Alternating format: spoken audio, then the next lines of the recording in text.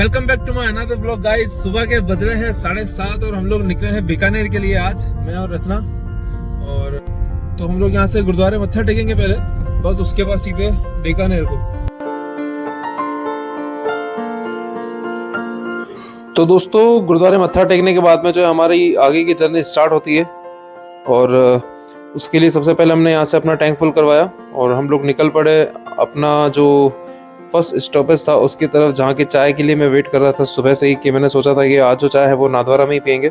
नाथद्वारा जो bus stand है उसके जस्ट सामने एक धर्मशाला है, उसके बाहर ही अंकल अपनी चाय की रेडी लगाते हैं। और ये जो चाय है बहुत फेमस है, यहाँ पे पुदीने वाली चाय मिलती है। और इतना ज़बरदस्त है कि जब भी मेरा यहाँ से निकलना होता है, मतलब इस रूट से जब भी कोई जर्नी के लिए हम लोग निकलते हैं, तो यहाँ की चाय पिए बिना मतलब ऐसा है कि मेरी जर्नी अधूरी है एक तरह से।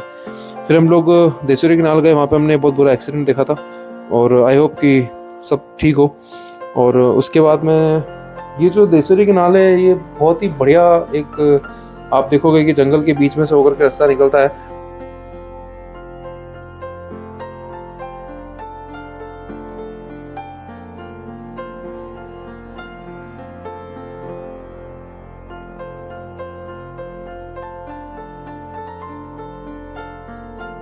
और फिर आगे जाकर के जो है हम लोगों ने जो सेकंड स्टॉपेज लिया अपना, वो था श्री ओम बन्ना धाम। ओम बन्ना धाम जो है वो जोधपुर पाली हाईवे के अंदर चोटीला गांव के अंदर पड़ता है और ये मेन हाईवे पे ही है। और यहाँ की बहुत ही ज़्यादा मान्यता है। और ऐसा कहते हैं कि आज से कुछ 34 से 35 साल पहले जो है ओम बन्ना अपनी बुलेट लेकर के जा रहे थे, उनका यहाँ पे एक एक्सीडेंट होता था जिसमें उनकी मृत्यु हो जाती है। और उसके बाद से इस बुलेट को इस जगह से हिलाने की बहुत ज़्यादा कोशिश करी, इसको थाने भी लेके गए, पर ये बुलेट अगले दिन सुबह जो है वो इसी स्थान पर मिलती थी। तो उसके बाद से इस बुलेट को यहीं पे खड़ा कर दिया गया और उसकी पूजा जो है वो उस दिन से चालू हो गई और ये जो है वो धाम बन गया।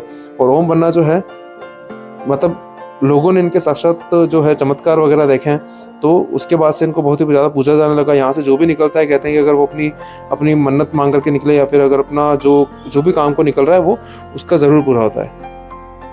तो वहाँ पे दर्शन करने के बाद में हम लोगों ने वहीं पे पास में ही आगे की तरफ श्री ओम बन्ना नाम से जो एक ढाबा था वहाँ पे खाना खाया। यहाँ का खाना बहुत टेस्टी है, आप जब भी सूरत से जाओ तो यहाँ पे ज़रूर खा करके जाना एक बार। फिर वहाँ से आगे निकलने के बाद में हमने एक टी ब्रेक लिया छोटा सा। जो टी ब्रेक था, वो जो जगह मैंने देख करके रोकी थी वो इतनी बढ़िया थी। ये जगह टोल क्रॉस करते ही जो है हमारे को ये एक मस्त से चाय की दुकान मिली जिसके पीछे की तरफ बहुत बढ़िया खेत था। करीबन आधा घंटा हमने यहाँ पे स्पेंड करा और उसके बाद हम लोग निकल गए अपनी आगे की जर्नी को। और बाय रोड जाने का तो एक मज़ा ही अलग है दोस्तों। इस तरह के कुछ व्यूज़ देखने को मिलते हैं आपको, जहाँ मर्जी अपनी आप गाड़ी रोक सकते हो।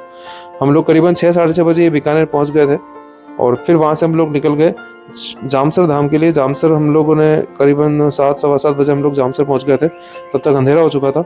और फिर मैं अब आप यहाँ पे जो है ये जो धाम है, यहाँ पे जो गुरुजी हैं श्री बाबा गंगाई नाथ जी, मेरे जो दादाजी हैं वो उनको बहुत ज़्यादा मानते थे। जब वो जामसर रहते थे तो उन्होंने इनसे गुरु दीक्षा भी ली थी। और तब से जो है हमारे परिवार का यहाँ से जुड़ाव है। हम लोग साल में एक बार यहाँ पे आना होता ही है। और अपने कुछ काम को लेकर के मैं बीकानेर आया था, वो काम होने के बाद में हम लोग रात को जामसर धाम ही आकर के रुके थे। यहाँ पे जो रात गुजारी थी उसका एक अलग ही आनंद होता है, बहुत ही शांति वाला माहौल है, एक अलग ही आपको पॉजिटिव एनर्जी का एहसास होता है यहाँ पे आने के बाद में। और जो ठंड थी दोस्तों वो भी बहुत ज़बरदस्त थी यहाँ पे। तो ये जो धाम है आज से करीबन 70 साल से भी ज़्यादा का समय हो गया इसको। यहाँ पे एक छोटी सी कुटिया थी बाबा जी की, वहाँ से शुरू होकर के आज ये बहुत बड़ा धाम बन चुका है। यहाँ पे कम से कम 35 से 40 गायों का जो गौशाला है वो है वहाँ पे। फिर उसके बाद में जो है यहाँ पे जो चेतन समाधि है बाबा जी की, जो उन्होंने 31 दिसंबर 1983 को ली थी, उस चेतन समाधि के आगे बैठ करके आप ध्यान लगाइए, उनका स्मरण कीजिए। और जो बाबा जी थे वो भोलेनाथ जी की बहुत ज़्यादा पूजा करते थे। भोलेनाथ जी का जो है वो उनकी धुनी भी रमाते थे, ऐसा कहा जाता है। तो कई साल तक ये जो है मौन व्रत के अंदर रहते थे। कई साल तक इन्होंने ना अन्न खाया ना जल पिया और बहुत ही बड़े तपस्वी थे ये। तो इनके जो चमत्कार हैं वो यहाँ के लोगों में बहुत ही ज़्यादा प्रचलित हैं। और यहाँ के कि आप ऐसा है कि कहते हैं कि मतलब राजस्थान के बाहर से भी आज जो है बहुत से लोग आकर के इनको जो है वो मानने लगे हैं और इस धाम पे आकर के जो यहाँ पे भंडारा होता है उसके अंदर अपनी सेवा देने लगे हैं।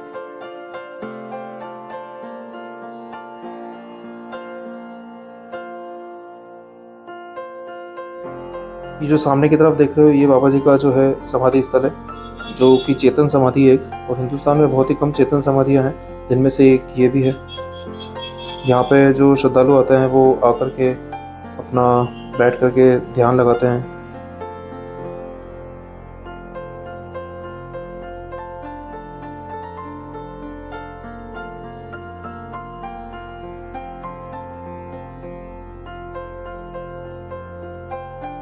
तो यहाँ से बाहर आकर के जो है 2 मंदिर है, एक बाबा गोरखनाथ जी का है जो गंगाई नाथ जी के गुरु जी थे, और एक माँ संतोषी माता का जो मंदिर है वो है।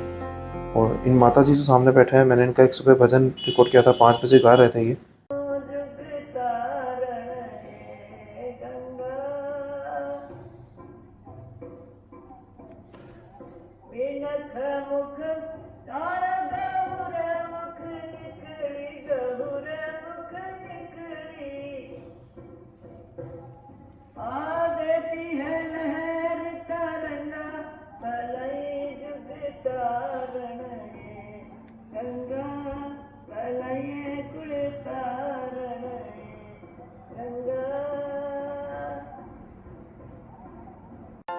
तो दोस्तों अपना सारा काम निपटा करके हम लोग दोबारा सुबह करीबन 12 सवा 12 बजे उदयपुर के लिए निकल गए थे। तो कैसा लगा दोस्तों आपको ये ब्लॉग, आप ज़रूर कमेंट करके बताना, और चैनल को सब्सक्राइब करना, लाइक करना, और अगर आपने इस ब्लॉग का पूरा देखा है तो उसके लिए बहुत बहुत बहुत थैंक यू आपको। और मिलते हैं बहुत जल्दी नेक्स्ट ब्लॉग के अंदर।